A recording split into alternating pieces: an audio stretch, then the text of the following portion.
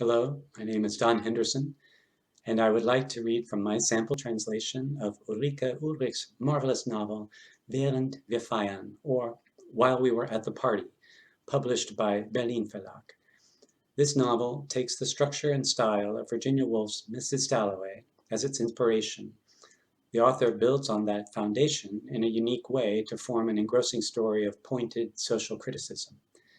Just as in Virginia Woolf's book, Ulrike Ulrich's novel follows a varied cast of characters over the course of a single day. Each voice in the book creates a conversation about issues facing Europe today. One of the dominant themes in the novel is the author's advocacy for immigration reform. This excerpt features Zoltan, a married man and father, who teaches German to refugees. Kamal, one of Zoltan's best students, fled his native Tunisia after he was persecuted for being gay. He has now been refused asylum in Switzerland and is classed as an illegal immigrant. Kamal asks Zoltan if he can stay with him, but Zoltan refuses. He has started to have feelings for Kamal he doesn't fully understand. Expulsion. They call it expulsion. If only Kamal could make it to France. But what good would that do, with his shit in Dublin going on? Where could he go? The waitress, Zoltan can never remember her name, although he sees her almost every day, smiles and takes the lactose-free milk out of the refrigerator. When they finally sit down in the furthest corner, Kamal keeps his back to the door. Kamal says, "I can't go to the shelter anymore, not to the school either." Zoltan is taken aback. In that moment, he knows what is expected of him, what he expects of himself. He thinks of what Martina would say. "But the lawyer wrote another letter, didn't he? He managed a deferment at least," he asks, and he notices that the dark half-moons under Kamal's fingernails are dried blood. He's been chewing his cuticles. Kamal's hands are always in motion. Zoltan wants to take them and hold them tight, calm them, stop him from hurting himself. He wants to take his hands in his. Kamal shakes his head. Yes, he writes another letter, but the second extension has expired. The same thing happened to Daoud. They put him in jail 2 weeks only after the second exit order. Zoltan knows how this plays out. He knows it all too well. But still, Daoud was a different case.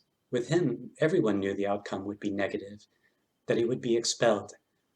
But Kamal is different. They can't seriously send him back. "I don't know where to go," Kamal says. "Could I just spend 2, maybe 3 nights at your place?" He puts his right hand down in the center of the table, and Zoltan leans back, his leg touching Kamal's. Or was it the table leg? He can't have Kamal sleeping in his home. Kamal sleeping in the bedroom next to his bedroom, taking a shower while he's having breakfast with Martina in the kitchen. He can't still be there after Martina and the children have left. "I'm so sorry," he says, and sees instantly that he has taken Kamal by surprise, that he hadn't imagined Zoltan would say no. He had never said no. But Zoltan thinks, in Tunisia, no one would ever think of rejecting someone who had asked for help like that. Or would they? What if the request came from a young relative who was openly gay? "Martina's parents are coming today," he says. "Today, of all days, I'm so sorry." Zoltan is lying. Kamal can tell. Was he afraid of the police too, or afraid of his wife? He tells her everything. Maybe she doesn't want him there, the gay Tunisian. He just can't imagine that's true. When he met her, she asked him all sorts of questions about the revolution, or what was left of it. Open-minded, interested. And she'd invited him into her home, without knowing him at all, which wasn't something to be taken for granted in Switzerland. He knows that now. Kamal thinks about how conspicuous he is here. He can't stay here. Everyone in this room is white. But maybe there is no safer place to be than in Zoltan's company, who, despite his beard, couldn't look more innocent. He nods, but he doesn't let himself feel any hope. Zoltan was his hope. Kamal stands up. He can't understand it. Wait, where are you going? Zoltan asks. He picks up his backpack. I don't know, he says, but I know some other people.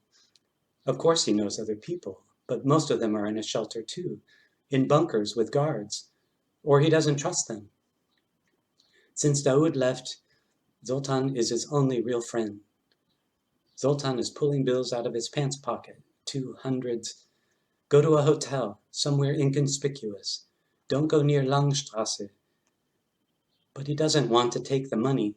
He has no problem with Zoltan giving him books.